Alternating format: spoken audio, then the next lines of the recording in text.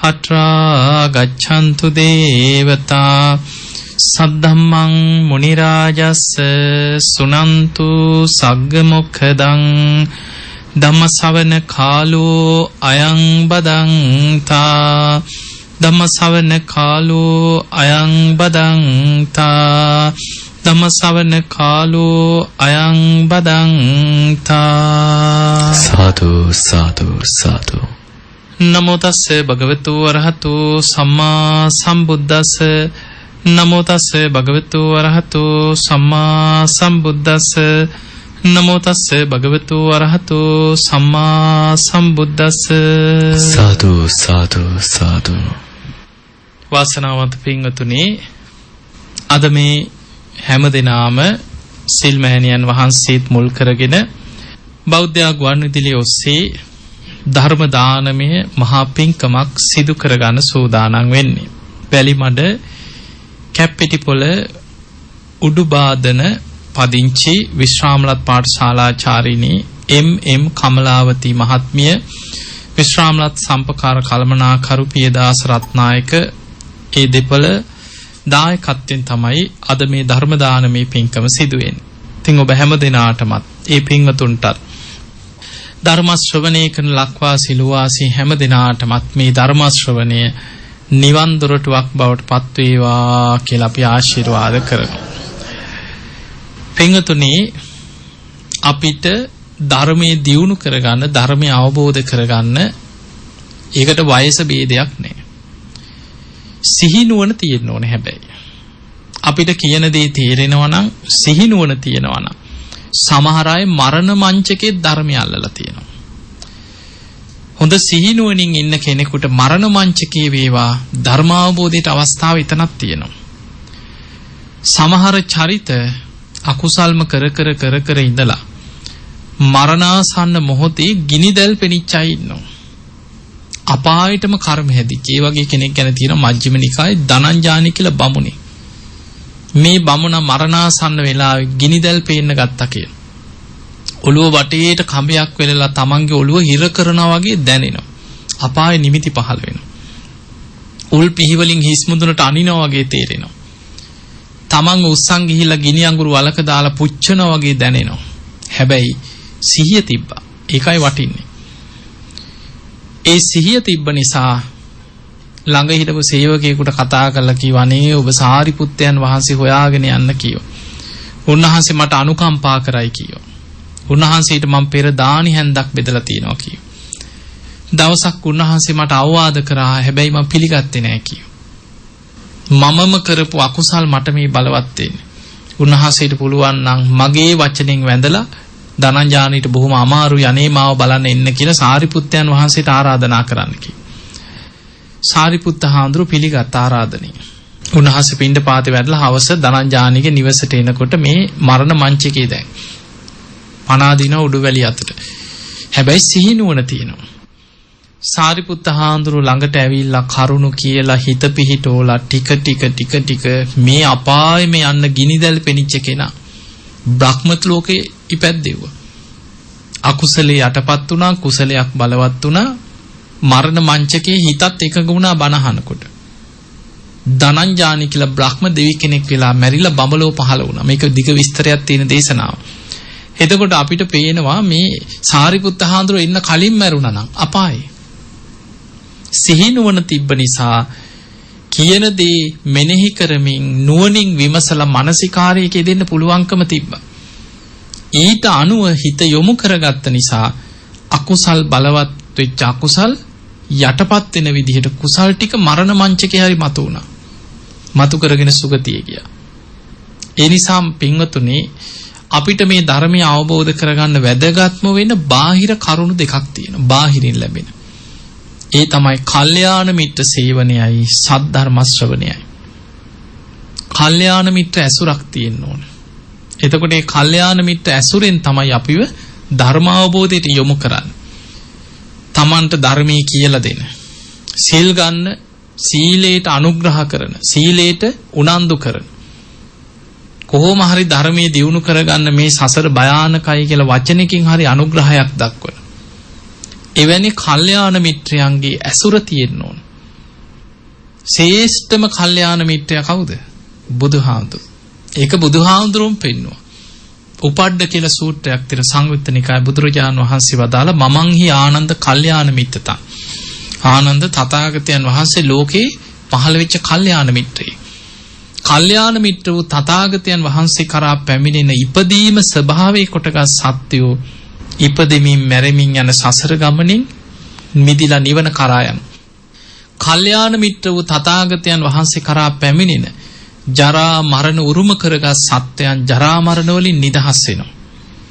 කල්යාණ මිත්‍ර වූ තථාගතයන් වහන්සේ කරා පැමිණිලා ශෝක පරිදේව දුක් දුම්නස් වලින් නිදහස් වෙලා නිවන කරා යනවා.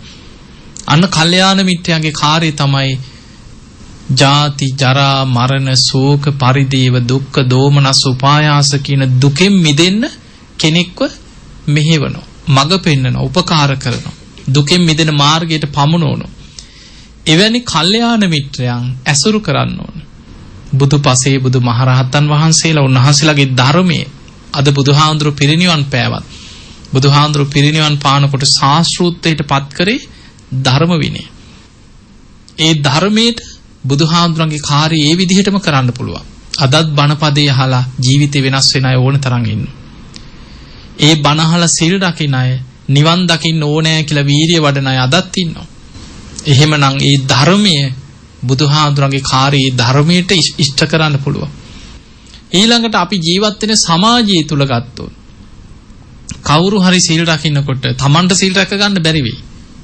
හැබැයි ඒකට වල කපන්න නැතුව සීල් රකින්න කෙනාට පුළුවන් තරම් හින් පාස් කරන්න නැතුව සමහරු ඉන්නවනේ ගෙවල් වල එහෙමනේ.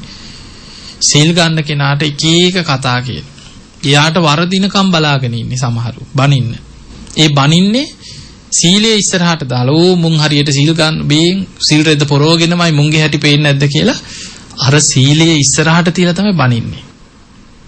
හොඳට මතක තියාගන්න එහෙම බනින්නේ Tamanට සීල් රැක ගන්න බැරි වුණාම සීල් රකින්න කෙනාට ඊරිසියයි. හිත ඇතුලින් ඊරිසියාවක් තියෙනවා. සමහරු ඉන්නවා Tamanට භාවනා කරන්න බෑ. භාවනා කරන කෙනා ගැන ඊරිසියාවක් එනවා. භාවනා කරන කෙනාට වරදිනකම් බලාගෙන ඉන්නේ. ඕ මුන්ගේ මහලකු භාවනාව පේනවද කියලා භාවනාව ඉස්සරහට දාලා බනින්නේ. ඒ නිසා ඒ පාප මිත්‍රයෝ ඒ අයත් එක්ක මේ රණ්ඩු වෙන්න යන එක නෙමෙයි. හැබැයි ඒ අය ජීවිතෙන් ඈත් කරලා තියාගන්න. hina වුණා කතා කරා ඉච්චරයි. බුදුහාමුදුරු පින්නුවේ නිවන් මඟ යනකොට අසේවනාච බාලානම් පළවෙනිම දේ ඒක පණ්ඩිතානංච සේවනා නෙමෙයි. පණ්ඩිතානංච සේවනා තියෙන්නේ දෙවනියට. බාලයන් ඇසුරු කරම ඉන්න තාක්කල් පඬිතයන් ඇසුරු කරන්න හම්බෙන්නේ නැහැ කවදාවත්. ඒ බාලයා කැමති නෑ සත්පුරුෂයන් එක්ක එකතු වෙනවට. එයා කැමති අර වලටම ඇදලා ගන්න. සමහරු ඉන්නවනේ අපායටම ඇදලා ගන්නමයි උත්සාහ කරන්නේ. ඒ නිසා ධර්ම මාර්ගය යන්න නම් පළවෙනියටම කරන්න ඕනේ පාප මිත්‍රයා කවුද? කල්යාණ මිත්‍රයා කවුද කියලා අඳුන ගන්න ඕනේ. අඳුනගෙන පාප මිත්‍රයන්ගෙන් ඈත් වෙන්න. ගැටෙන එක නෙමෙයි ඈත් වෙනවා. හිතෙන් ඈත් කරනවා. hina වුණා කතා කරා කරදරයකදී උදව් කරා එච්චරයි. ඒ ඇරෙන්නේ ඒ අය ජීවිතේ කරගන්න යන්නේ නැහැ.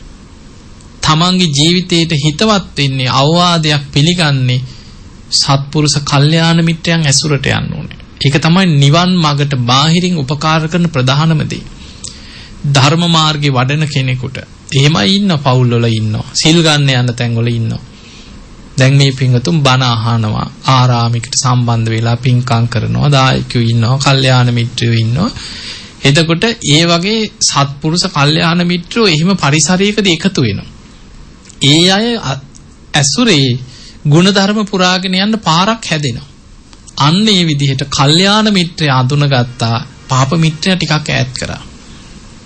සත්පුරුෂය අඳුනගත්තා අසත්පුරුෂයව ඈතින් තිබ්බා. ඕක තමයි ධර්ම අවබෝධයට පාර හදාගන්න නම් පළවෙනියටම කරන්න ඕනේ.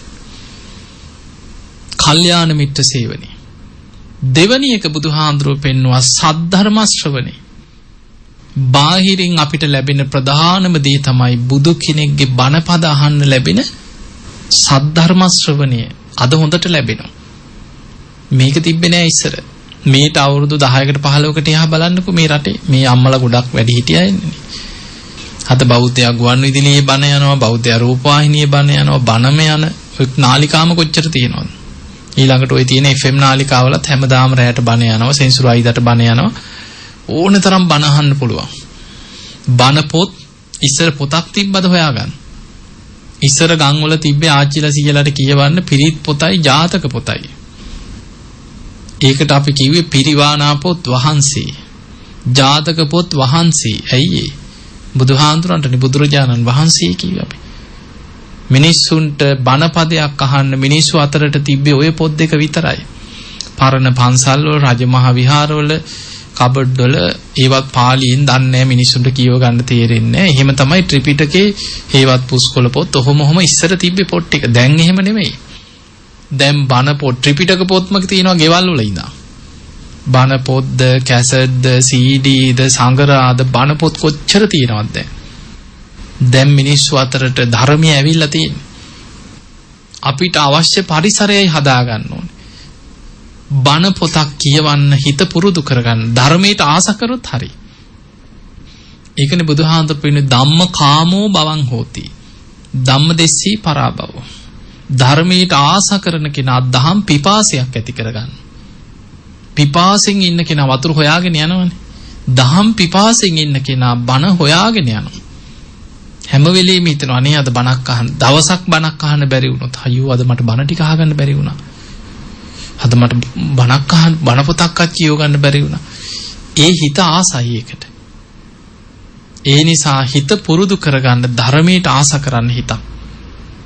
ඒ කෙනා දවසේ බණක් අහනවා. කොහොම හරි බණ පොතක් කියවනවා. සත්පුරුෂ කල්යාණ මිත්‍රයෝ ධර්මයට ආස කරන එකතු වුණාම ධර්ම සාකච්ඡා කරනවා. දහම් දැනුම ආසාවෙන් දහම් දැනුම රැස් කරනවා. අන්න ඒ කෙනා ධර්මාවබෝධයට අවශ්‍ය බාහිර අංග Taman තුල ඇති කරගන්න කෙනෙක්. දැන් අංග දෙකක් කියවා බාහිරින් ලැබෙන මොනවද? කල්යාණ මිත්‍ර සේවනයයි සද්ධර්ම ශ්‍රවණය. ඒ දෙකම බාහිරින් ලැබෙන්නේ. මේ ධර්මය අවබෝධ කරන්න නම් කොච්චර කල්යාණ මිත්‍රයෝ ඇසුරු කරත් කොච්චර බණ ඇහුණත් Taman තුල තියෙන්න ඕනේ අංග දෙකක් තියෙනවා. ඒක Tamanගේ දෙයක්. ඒක බාහිරින් දෙන්න බෑ.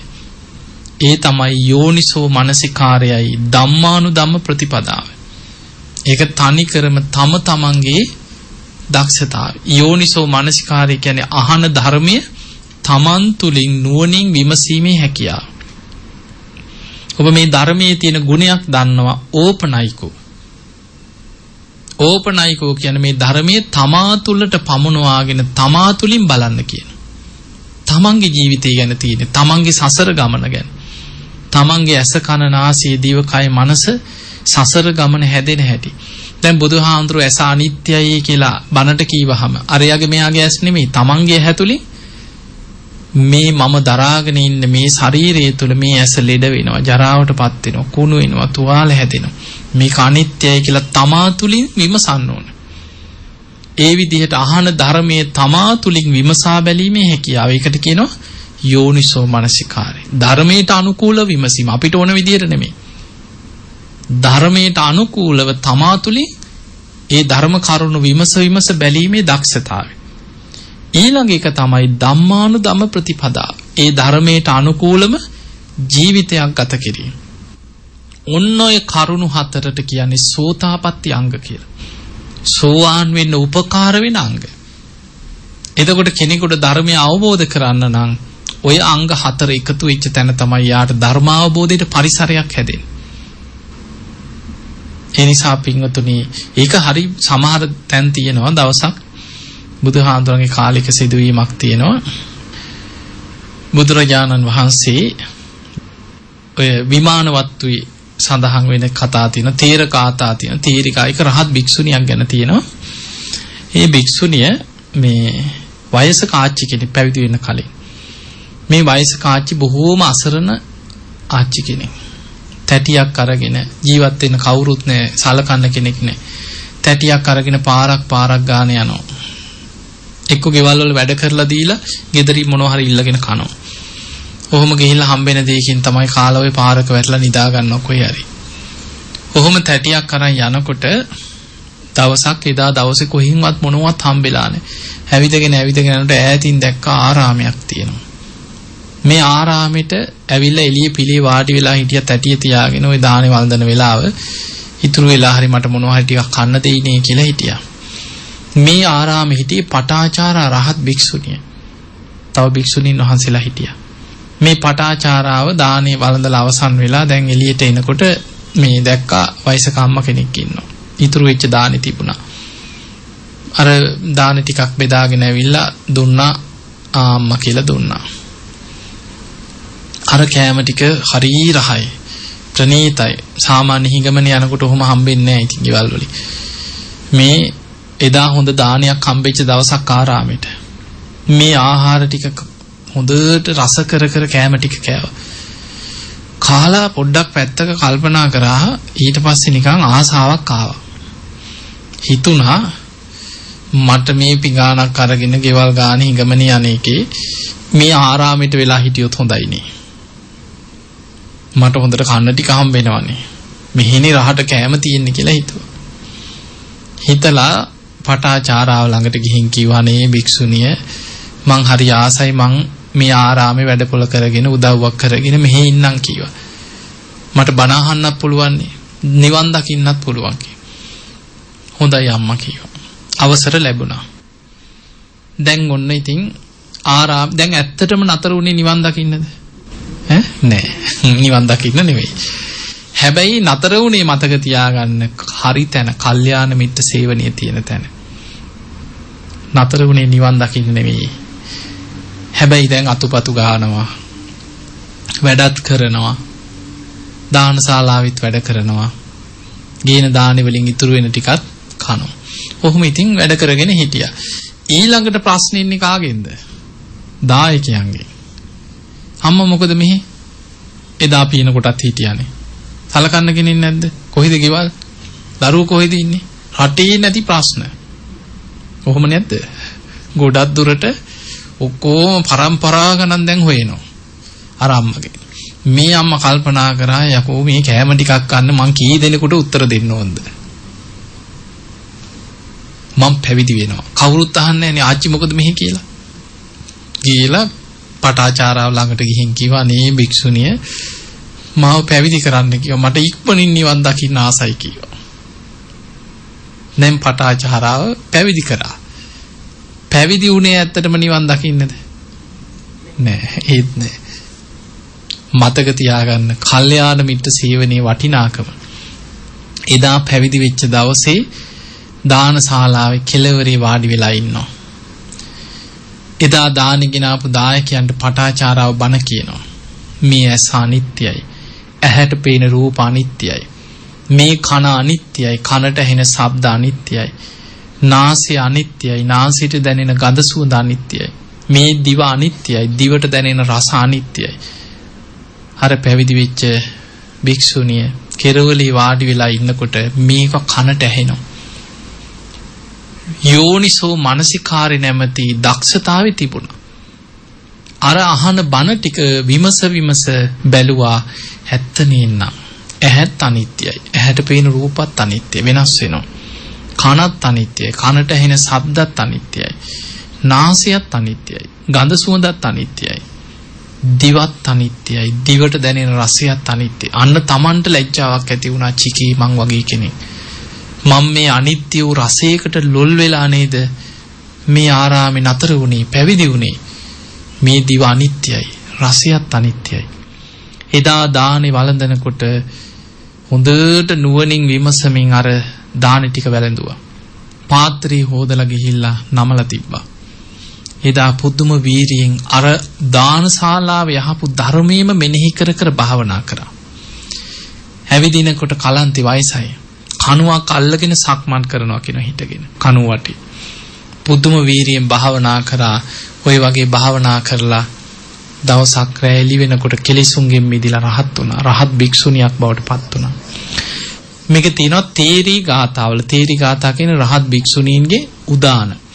මේ රහත් භික්ෂුණිය කියනවා මං තැටියක් අරගෙන ගයක් ගානේ හිඟමනේ ගිය අසරණ අම්මා කෙනෙක් එදා.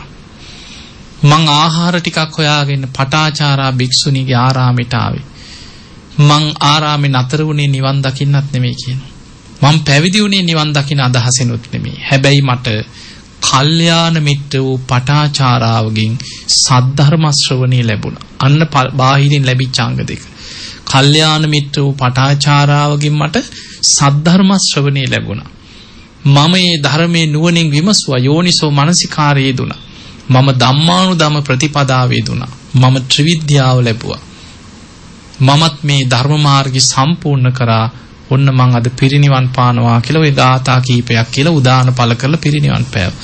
එතකොට අපිට පේනවා ඒ භික්ෂුණියට රහත් වෙන්න මඟ පෙන්වුවේ අර කරුණු හතරම එකතු වෙච්ච තැන. කල්යාණ මිත්‍රයන්ගෙන් සද්ධර්ම ශ්‍රවණිය ලැබුණා. තමන් තුල තිබුණා යෝනිසෝ මනසිකාරය අහන ධර්මයේ නුවණින් විමසීමයි ධර්මයට අනුකූලව ජීවත් වීම. ඔය කරුණු හතර තියෙනවා නම් ඔබට ධර්මයේ කරා යන්න පුළුවන්. ඒ නිසා පින්වතුනි මේ සසරේ ස්වභාවය දැන් අපිට ගොඩාක් තේරෙනවද? සසර බයයි කියවට තේරෙනවද? එතකොට ඉතින් ඔළුවනේ ඕ කී ඉන්නවා. බුදුහාමුදුරු පෙන්නනවා මහණෙනි මේ සසර බය බුදු කෙනෙක් තරම් කෙනෙකුට දැනෙනවා නම් දකින්නවා නම් වැටහෙනවා නම් අපි මෙහෙම ඉන්නේ නැහැ එහෙනම්. හිස ගිනි ගත්ත කෙනෙක් ගින්න නිවන්න මහන්සි වෙනවා වගේ මොන වැඩ තිබ්බත් ඔය ඔක්කොම පැත්තක තියලා නිවන් දකින්න මහන්සි ගන්නවා. ආයුධයකින් පහරක් කාපු කෙනෙක් තුවාලයක් සනීප කරන්න වෙහෙසෙනවා වගේ ධර්මාවබෝධයට වීරිය වඩන. අපි එහෙම වීරිය වඩන්න නැතුව අපි යම් වීරියක් තියෙනවා බණක් අහන්න කැමති ධර්මයට ආසයි සිල් රකින්න කැමති මොකක් හරි පිනක් කරගන්න ඕනෑ කියලා හිතනවා. හැබැයි අපිට අච්චර වීරියක් ඉන්නේ. ඒ මොකද සසර බය දන්නේ නැති නිසා. සසර අනතුරු තේරෙන්නේ නැති නිසා. දැන් ඔබ හිතන ඔබ මේ හොඳට වාඩි වෙලා බණ ඇහුවට නිරේගාමී ආශ්‍රව හිතේ තියෙනවද නැද්ද? තියෙනවා. සෝවාන් වෙනකල් තියෙනවා. තිරිසන් ලෝකෙට ඔබව ඇදගෙන යන ආශ්‍රව හිත ඇතුලේ තියෙනවා. പ്രേත ලෝකෙට ඔබව ඇදගෙන යන ආශ්‍රව අලු යට ගිනි පොකුරු වගේ හිත ඇතුලේ තියෙනවා. ඒක කොයි මොහොතේ බලවත් වෙනවද කියන්න බෑ. දැන් බලන්න ඔබ අහලා ඇතිනේ මේ බුද්ධ ශාසනයේ විශාලම පින්කම කරේ කවුද? මල්ලිකා දේවිය. කොසල් රජුරුත් එක්ක එකතු වෙලා. ඒක මේ පින්කමට ධර්මයේ කියන්නේ අසද්දුෂ්‍ය මහා පින්කම. අපිට හිතන්නවත් බෑ එහෙම පින්කමක්. ඉච්චරකට විස්තර තියෙනවා. මේ මුළු පින්කම සැලසුම් කරේ මල්ලිකා දේවිය. රජතුමනි අපි මෙහෙම කරමු කියලා විශාලම පින්කම සැලසුම් කරා. එච්චර විශාලම පින්කම කරලා බුද්ධ ප්‍රමුඛ 500ක් රහතන් වහන්සේලා වඩා හිඳවලා. ඒ රහතන් වහන්සේලා 500ම පිටිපස්සෙන් රජ්ජුරුවන්ගේ ඇත්ගාලේ ඇත්තු 500ක් හිටියා කියනවා. හැම ඇතෙක්ම ਸਰවාභරණයෙන් සරසලා මුතු කුඩයක් කොඬවැලෙන් අල්ලගෙන ඉන්න රජ්ජුරුව මේ අර රහතන් වහන්සේලා ඉදිරියේ දානේ වළඳනකන් ඇතෙක් පිටිපස්සෙන් හිටෙව්වා. ඊළඟට බොහෝම ලස්සන විස්තර තියෙනවා මේ අසද්දෝෂ පින්කම ගැන. එච්චර විශාල පින්කම කරපු මල්ලිකා දේවිය මරණ මංචකේ තමන්ගෙන් වෙච්ච පරණ අකුසලයක හිත පිහිටවගෙන අයියෝ මම මෙහෙම පවක් කරා. අයියෝ මම මෙහෙම පවක් කරානේ. මම මේ වගේ පව්කම් කරගත්තා කියලා ඒක හිතා මැරුණා. දින 7ක් අපායකට වැටුණා කියනවා. කරපු පින කොච්චර බලවත් වුණත් මරණ මංචකේ බලවත් උනේ අකුසලයක්. ඇයි ඒ? පෘතජනක මේ අනතුර. සෝවාන් වෙලා හිටියේ නෑනේ. පෘතජනකම කියන්නේ මරණ මංචකේ කුසල් මැඩලගෙන අකුසලයක් බලවත් වෙන ඉඩ තියෙනවා. අපායට වැටුනේ. කවුරුත් හිතන්නේ. රජ්ජුරුව හිතුවා දේවිය පුදුම සද්ධාවන්තයි. රජ්ජුරුවන්වත් පිනට යොමු කරා. දේවිය ඉතින් මැරුණට මරණේ වළක්වන්න බෑනේ දිව්‍ය ලෝකේ ඇති කියලා හිතුවා. කටයුතු ඔක්කොම කරලා ඒ කාලේ ඉතින් මේ සති ගණන් තියාගෙන මිනී කුණු කර එහෙම කරලා නෑ. ඉන්දියාවේ අදටත් මැරුණා නම් අවස් වෙනකොට ගෙනහිල්ලා පුච්චලා ඒ කටයුතු ඉවර කරනවා. එතකොට ඒ බුදුහාමුදුරන්ගේ කාලේ කරේ සුදු රෙදි කඩ කොතලා ගිහිල්ලා කැලේකට දාලා එනවා. අමු සෝනකට දාලා එනවා කියන. එතකොට ඒ කටයුතු එදා ඉවර කරලා දැන් රෑ වුණා පහවදා රජුරු උදේ පාන්දර දැන් රෑ තිස්සේ රජුරුවන්ට ආසයි බුදුහාමුදුරන්ගෙන් දැනගන්න මල්ලිකා දේවිය ඉපදිච්ච දිව්‍ය ලෝකෙ ගැන. මොන වගේ දිව්‍ය විමානයකද ඉන්නේ?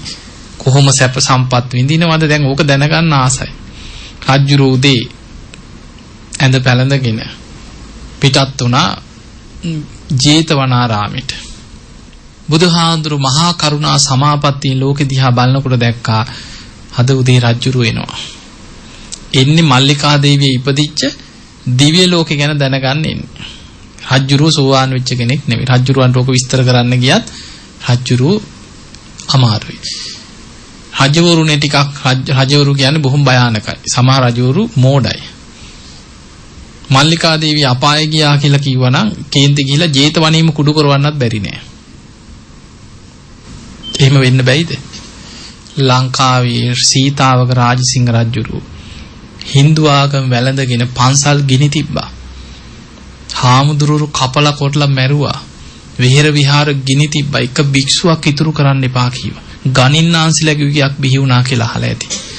රජෙක් කුපිත වුණොත් මෝඩ රජෙක් ඇවිස්සුණොත් ශාසනයේට විනාශයක්. බුදුහාඳුර අදිෂ්ඨානයක් කරා දින 7ක් යනකම් රජ්ජුරුවන්ට මල්ලිකා දේවිය ඉපදිච්ච තැන ගැන අහන්න අමතක වේවා කියලා අදිෂ්ඨානයක් කරා.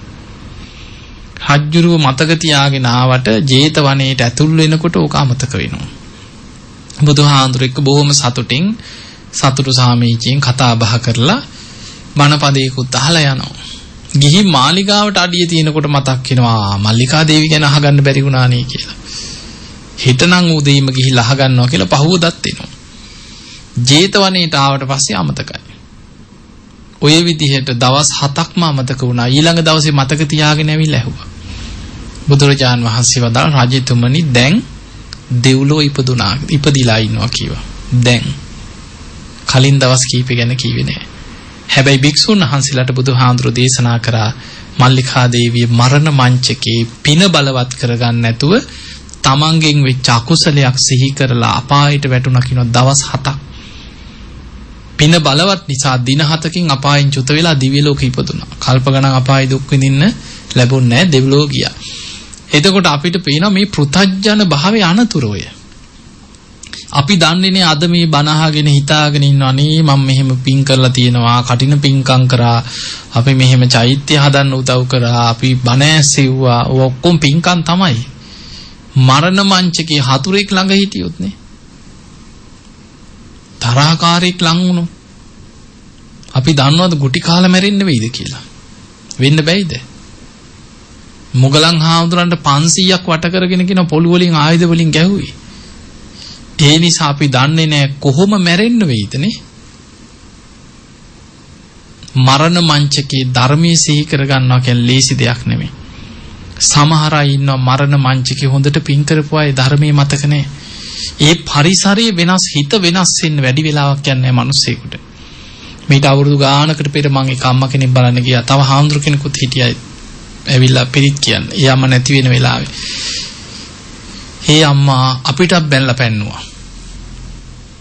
ඒ අම්මට ඉතින් අනේ අර දරුවෝ අටපිරිකරක් ගෙනහලා අත ගස්සලා අම්මේ මේක අත ගහලා හාමුදුරන්ට පූජා කරා. මට ඕක එපා ඕක ගෙනියපිය කිව්වා. කියලා අටපිරිකර තල්ලු කරා. කේන්තිය මට පෙන්නපන් කීවා ලොකු දුවගේ පොඩිය කීව පෙන්නපන් කියලා ඇඬුවා. ළමයි දකින්න ආසාව. පොඩි දුවගේ ළමයා බලන්න ඕනේ මට පොඩි එකී දකින්න ඕනේ මැරෙන්න කලින් ඒ කියව පෙන්නපන් කියලා අඬනවා. දැන් හිත තියෙන්නේ බනවලවත් ධර්මයකවත් පිනකවත් නෙමෙයි මරණ මංචකේ ජීවිත කාලෙම අර පොඩි උන් හුරතල් කර කර හිටියා. ළමයින්ගේ ළමයි හුරතල් කර කර මැරෙන්න වැටෙනකම් පිනක් කරගන්න නැතුව හිටියා. පන්සිල් දෙන්න බැලුවා පන්සිල් ගන්නෑ. කේන්තියෙන් බණින හාමුදුරුවෝ ඉඳලා ඊට පස්සේ ඉතින් පිරිත් නූලක් දරුවන්ටම දුන්න වොන්න ඕක ගැට ගහන්න කියලා අපි ආවෙන්න. මරණ මංචකේ හිතන්න එපා අපේ හිත වෙනස් වෙනවා.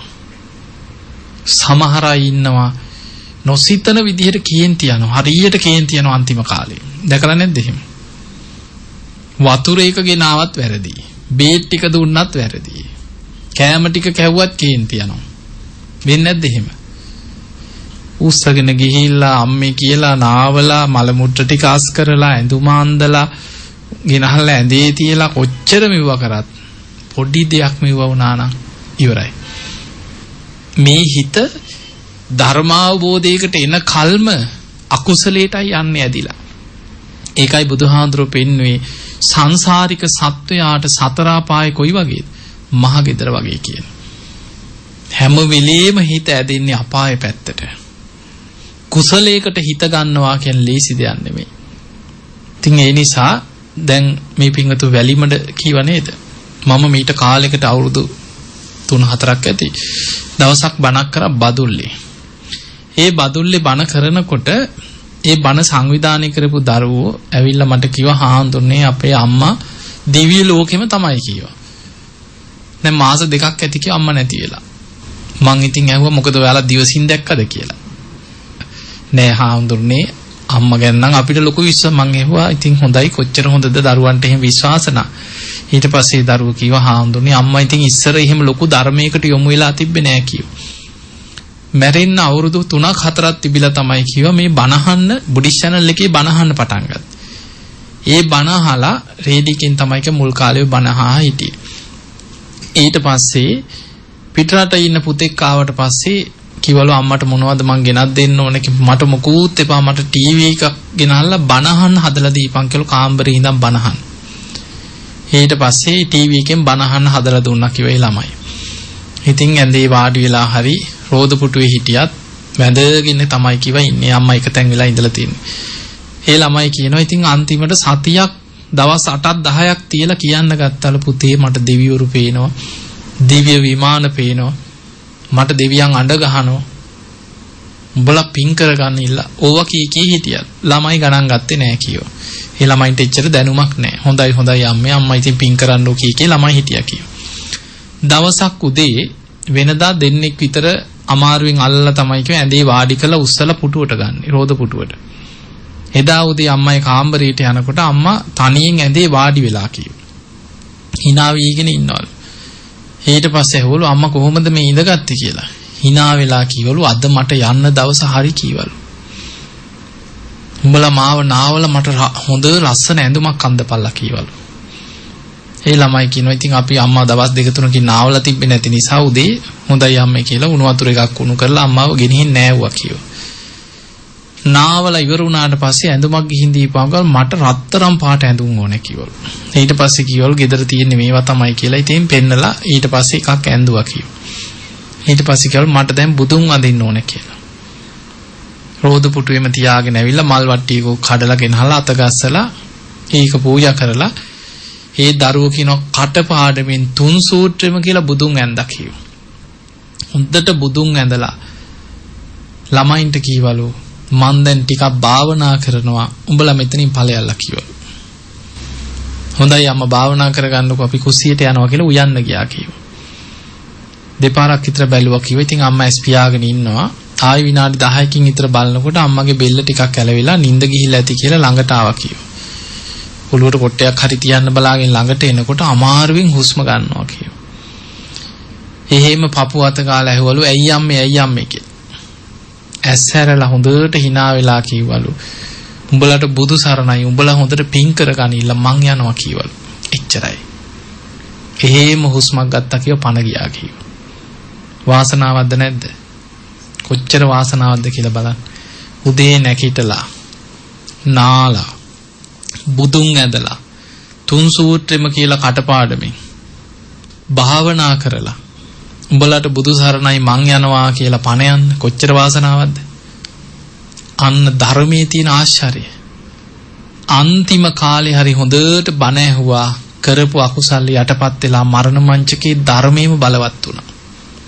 ඒ නිසා පින්වතුනි ධර්මයටම අවස්ථාව හදලා දෙන්න.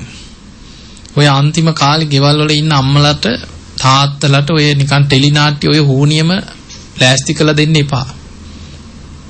ඔය ටීවී එකේ ටෙලිනාට්‍ය බල ඊකේ තියෙන කතාවලේ උන්ට බැන ඊට පස්සේ දන්නේම නැතුව විශාල අකුසල් ගොඩක් හිතේ පිරෙනවා. ඒ අතර ඔය බණක් ඇස්සුවට වැඩක් නැහැ ඊට පස්සේ. බණම අහන්න හදලා දෙන්න. එතකොට හැම වෙලෙම ධර්මයේම හිත තියෙනකොට කරපු අකුසල් ගොඩක් යට යනවා. ධර්මයටම හිත බලවත් වෙනවා. නිතර කනට කළ බුදු ගුණ ටිකක් හරි කියන්න. බණහන් අවස්ථාව හදලා දෙනවා. පිරිත් ටිකක් කියනවා. පිරිත් දාලා දෙනවා. බණම දාලා දෙන්න. ධර්මයටම යොමු කරන්න. අන්න එතකොට ඒ ආසන්න කර්ම හැටියට මරණාසන්න කාලේ ගොඩාක් පිනටම යොමු කරපුවාම ඒක ගොඩක් බලවත් වෙනවා. මොකද අපිට ආයි මේ මනුස්ස ජීවිතයේ හොස්ම ටික ගිහිල්ලා දුගතියකට වැටුනොත් ආයි ධර්මයේ දියුණු කරනවා කියන එක ලේසි දෙයක් නෙමෙයි. නිරේක වැටුනොත් ආයි බණ අහන්නද? කවදා කොහෙන් කැරකිලා කොයි පැත්තෙන් සසරේ උපදින තැනත් එක්ක තමයි කර්ම විපාක මතුවෙන්නේ. ඒවට කියනවා ගති සම්පatti ගති විපatti. නිරේට වැටුණාට පස්සේ කල්ප ගණන් කරපු අකුසලුත් මතුවේවි අපායෙන් අපායට වැටි වැටි දුක් විඳිනවා. ওই දේවදූත සූත්‍රයේ තියෙනවා නිරේට වැටිච්ච කෙනෙක්. ඒ නිරේ දුක් විඳලා ඊළඟ නිරේට වැටෙනවා. ඒක විඳෝලා ඊළඟ අපායට වැටෙනවා. අපායෙන් අපායට කර්ම ගෙව ගෙවා යනවා. ඊළඟට මතක තියාගන්න නිරේට වැටුණා කියන්නේ එතනත් උපතක් තියෙන්නේ. නිරි සතෙක් කියන්නේ උපතක්. ඒ නිරි සතාටත් එතනත් කර්ම රැස් වෙනවා. නිරේ තුල පින් කරගන්න බෑ. වෛරය, ද්වේෂය තමයි වැඩිපුරම බලවත්. දැන් කර්මානුරූපීව මැවෙන යමපල්ලෝ උල් වලින් අනිනකොට නිරි සතා සූපත් වේවා කිය ඉන්නවද? නෑ. කෑග ගහ විලාප දිදී හර වේදනාව ලෝදිය පෝනකොට කේන්තිය වෛරය තමයි බලවත්. කෑග බේරෙන්න අතක් නෑ. විලාප දිදී වෛරයෙන් කේන්තියෙන් දුවනවා විඳවනවා ආයි මැරිලා ආයි ඊතර පහළ වෙනවා. ඒ නිසා ඒ පරිසරය කියන්නේ කුසල් වැඩෙන කුසල් මතු කරගන්න පුළුවන් තැනක් නෙමෙයි. ඒකයි සතර අපායකට වැටුනොත් ආයි උඩට එනවා කියන්නේ කන කැස් බෑ වීසිදුරින් අහස දකින්නවා වගේ කියලා පෙන්නනවා. දැන් ඔබ හිතන්න කෙනෙක් මැරිලා තිරිසන් ලෝකේ උපදිනවා. තිරිසන් සතෙක්. තිරිසන් සත්තු අතර පින් කරගන්නවා කියලා එකක් පේනවද? නෑ. කලාතුරකින් සතෙක් දෙන්නෙක් ඉන්න පුළුවන්. ඔය දලදා මාලිකාවේ කරඬු අරගෙන යන හස්තිය පෙර මහා පිනක් එක්ක ලැබෙන අවස්ථාව. අන්න පින් කරගන්න. බුදුහාඳුරන්ට උපස්ථාන කරපු පාරිලෙය ඇත පින් කරගත්තා. පාරිලෙය වඳුරා පින් කරගත්තා. බෝසතාණන් වහන්සේ අබිනිෂ්ක්‍මණය කරනකොට උන්වහන්සේව කර මත තියාගෙන අරගෙන ගිය චන්න මේ කාන්තකස්සය මරණින් මත්තේ කාන්තක දිව්‍යයන් හැටියට දිව්‍ය ලෝකෙ ඉපදුනා. එතකොට ඒ වගේ ටික දෙනයි සත්ත්ව ලෝකෙ ඉපදුනත් පිනක් කරගන්න පරිසරයක් ඇත්තේ. ඒවත් පෙර මහා බෝධිසත්වරු වගේ පුණ්‍ය ශක්තියක් තියෙන කෙනෙකුට. ඒ අරින්න සත්ත්ව ලෝකයේ තුල දන් දෙනවා, සිල් රකින්නවා, පින් කරනවා කියලා එකක් නැහැ. සතාට හැම වෙලෙම බය තැති ගැනීමත් එක්ක සත්තු ඉන්නේ. මොකද එක සතෙක් තව සතෙක්ගේ ගොදුරක්. ඒ සතා තව සතෙක්ගේ ගොදුරක්. ඊළඟට ඔබ හිතන්න සතෙක් දැන් කොටියෙක් වෙලා හරි සිංහෙක් වෙලා ඉපදුනා. පන්නගෙන ගිහිල්ලා තව සතෙක් මරාගෙන කනකොට පිනක්ද? නෑ. ඒ නිසා සිංහයා වෙජිටේරියන් වෙයිද ඊට පස්සේ? නෑ. මතක තියාගන්න කර්ම ඒ සත්ත්ව ලෝකවලත් කර්ම රැස් වෙනවා. රාග, ද්වේෂ, මෝහත් එක්ක තමයි හපා ගන්නවා, පොර කනවා, මැරෙනකන් හපා කරනවා සමහර සත්තු. කේන්තියට වෛරයට. ඒ ආත්මෙන් ආත්මේ කර්ම රැස් කර ආයි එතනින් ඒ කර්මයට අනුව ආයි උපදිනවා. ඒ කර්මෙන් ආයි පැටලි යනවා. ඒකයි අපායකට වැටුණොත් ආයි උඩට එනවා කියන්නේ කන කැස් බෑවිය සිදුරෙන් අහස දකින්නවා වගේ. මේ මනුස්ස ජීවිතේ වරද්දගෙන പ്രേත අපායට වැටෙනවා කියලා හිතන්න. අපි ඉතින් අනේ පව් අපේ ඥාතීන් පින් අරගෙන සුවපත් වේවා කියලා හිතුවට പ്രേතය ගොඩාක් පින් ගන්නවත් කැමති නෑ. පින් ගන්න බලාගෙන ඉන්න ওই පරදත්තූප කියන එක പ്രേත කොටසක් විතරයි. වැඩිපුර പ്രേතයෝ ඒ ආත්මයට ඇලුම් කරනවා. අපිට අපිරිය වුණාට പ്രേතයට මල මුට්ට ටික, මලකුණ, ඕජාව, සුදා භෝජනේ වගේ පේන්නේ. දැන් ඌරට අසුචි කොහොමද? අපිට ගඳ වුණාට. ඒ වගේ තමයි කර්මානුරූපීව ඒ උපෝපන් සත්වය ඒ ආත්මයට ඇලුම් කරනවා. ඒකයි කර්මයේ හැටි. දැන් ඔබ සමහර වෙලාවට ඔබට යමක්කමක් තියෙනවා නම් ඔබට හොඳට කාලා ඇඳලා ඉන්න ගෙයක් දොරක් පරිසරයක් තියෙනවා නම් ඔබ පාරේ වැටලා තියෙන කාණු වල තියෙන ඒවා අරගෙන කනවද? නෑ. හැබැයි ඔබ දැකලා නැද්ද මනුස්ස ජීවිත ලැබලා කාණු වල තියෙන ඒවා අරගෙන කන මිනිස්සු ඉන්නවා. හිඟන්නෝ ඉන්නවා කන්න නැති පාරවල කුණු බාකේ අවශ්‍යගෙන කන මිනිස්සු ඉන්නවා.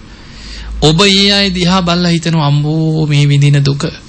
හැබැයි එයා ඒ ජීවිතය අතහරින්න කැමතිද? නෑ.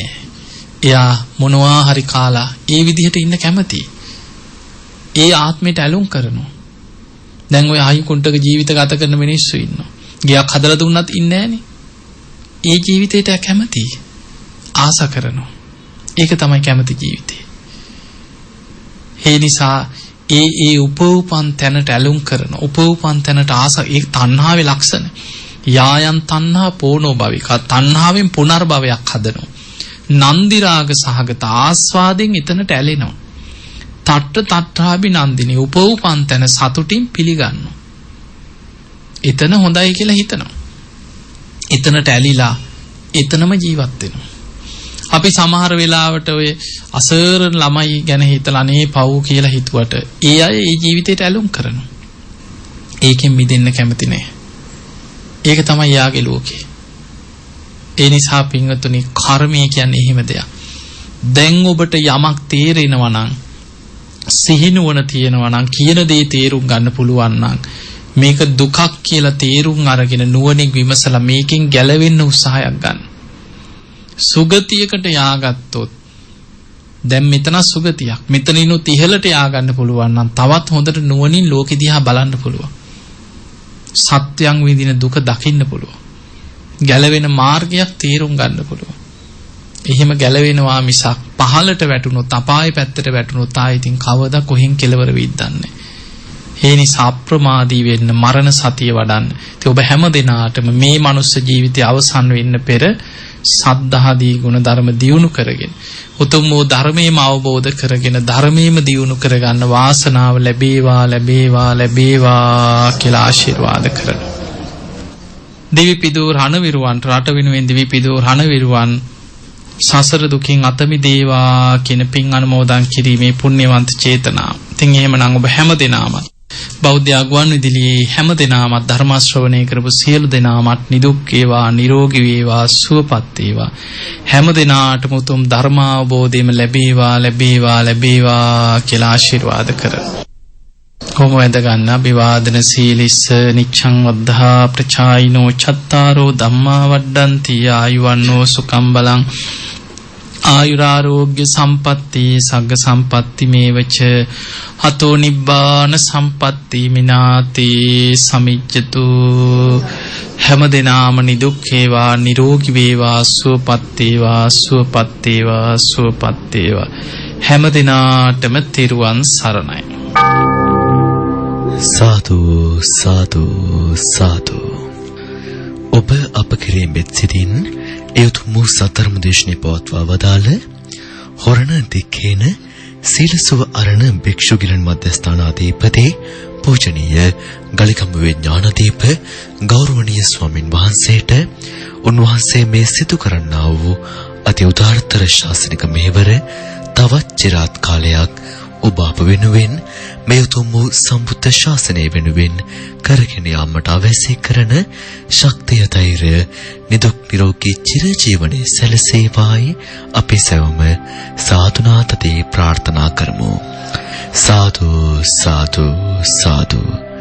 ඒ උතුම් ප්‍රාර්ථනාවත් සමගින් ජාතියේ පොදු නාලිකාව බෞද්ධ ආගුවන් විදුලිය ඔබ වෙත සංනිවේදනය කළ මේ උතුම් වූ සතරම දේශනය මින් නිමාවට පත්වනවා. ඔබ සැමට සම්මා සම්බුදු සරණයි.